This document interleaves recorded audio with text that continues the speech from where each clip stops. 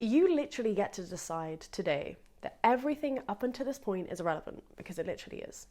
You get to reinvent yourself every single day. So if you've spent the past 20 years, whatever, thinking that you're not worthy, you get to decide right now that that is a lie, and you get to reinvent yourself.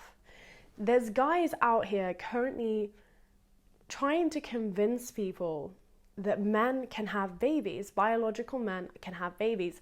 I believe in everything, anything, and the world is your lobster, go and get it.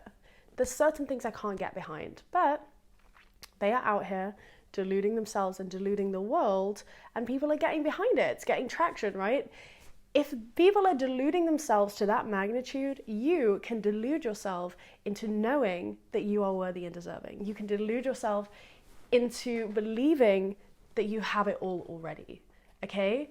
You get to decide. You are the operant power. It's like we've come here to lose our true selves in order to find our true selves again. So we forget ourselves, we get caught in this character that we create in order to protect ourselves from the past trauma, the past breakdowns, the past, whatever, pain, whatever it is. And we're trying to protect ourselves from the world, but really we need protecting from our own self-hatred. I needed protecting from my own self-hatred. That's what we need, because our self-hatred is doing more damage to ourselves, to our actions, to the people that we love, and to the people that love us, than anything externally. Our self-hatred is literally creating our future. When you hate yourself, your future isn't going to be very bright, right? So we get to forget who we've been, forget that character, reinvent ourselves, but also at the same time remember our true essence, which is love, joy, abundance, happiness, right? And see the world from a different point of view. See the world from that love, that light, that joy, and that abundance. Neville Goddard literally said it best. All outward experiences are just a projection of our own mind. Therefore, it's not the thing itself, it's our belief in the thing.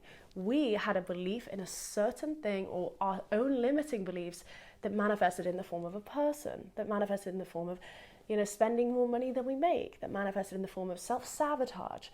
Our belief projects out into the world, and that creates the things. So that's all we need to change. We just need to forget the old beliefs and remember who we truly are. Come back home. That's our only job. That's our only job. It's our job to believe in the unbelievable, because you know what? We've been believing in the unbelievable our whole lives. It's unbelievable to me that you are not worthy. It's unbelievable to me that you are not deserving, that you are not capable. That is unbelievable. But yet we choose to fixate on that, as opposed to, hang on a minute, hell no. I am so worthy. I am so deserving. I can have it all. I'm a master manifester. Why can't we just focus on that? It's so much lighter to feel those feelings. It's so much better and so much more joyful to feel those happy feelings, even if nothing in your reality is changing. So it seems there's always movement, there's always change that we may not see. Even if nothing is physically changing, you just show up every day as if something amazing is about to happen. And sure enough, eventually, it literally does, but you don't even care when that time comes. You don't care when it is, because you already know it's already happened. You experience it in your mind every single day. So how do we get there? How do we forget who we are and find who we truly are? How do we do that? You have to become so conscious of your thoughts. Like, it's not a joke, because up until this point, we're manifesting right now. We're manifesting with our thoughts. We're manifesting constantly 24 hours a day.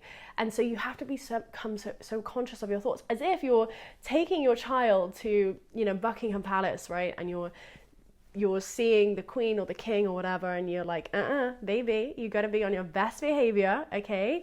You got to be on your P's and Q's. You got to look good. You got to talk good. You got to act good. None of that. You're constantly checking to make sure that they're on their best behavior, because they are in the presence of royalty. That's how you have to act. You're literally royalty. You have to act as if so. You have to show up as if so. You are in the presence of royalty, which is yourself. You are literal royalty. So when you start acting like that and being conscious of that, as if you're telling your child, not to play on King Charles beads or whatever. I don't know. I don't know if he's got beads. But, you know, not to mess around in Buckingham Palace. That's what you have to be doing, conscious of it all the time. So when those thoughts come up, stay in bed, don't do this, you know, you don't need that, you know, eat the cookie, whatever it is, text him, whatever, don't do that. Don't ever do that.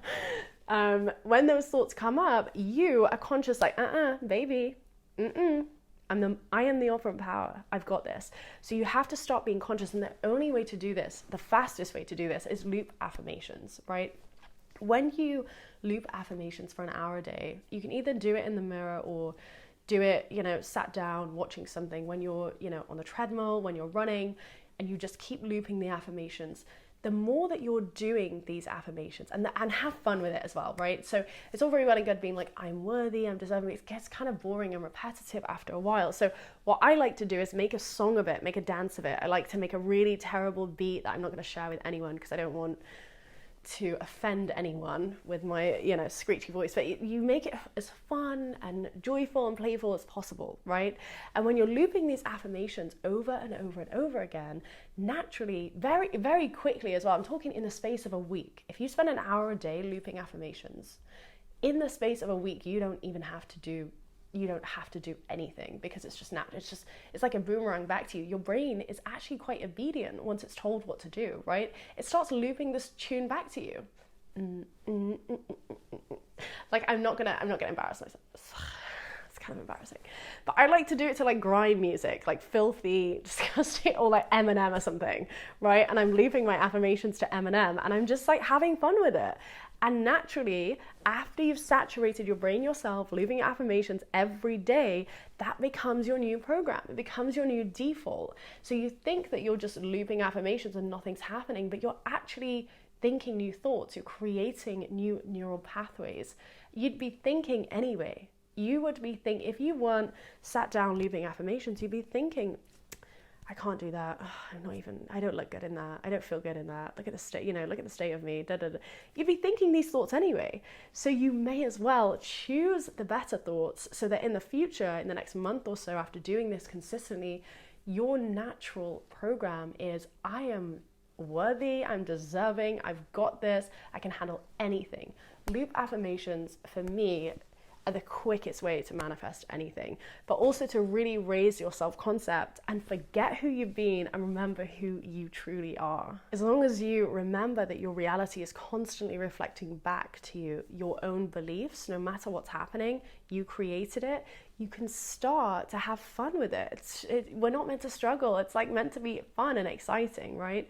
So you can start playing with it and start seeing whatever's going on in your reality, be like, okay, cool, I just need to persist, that's all.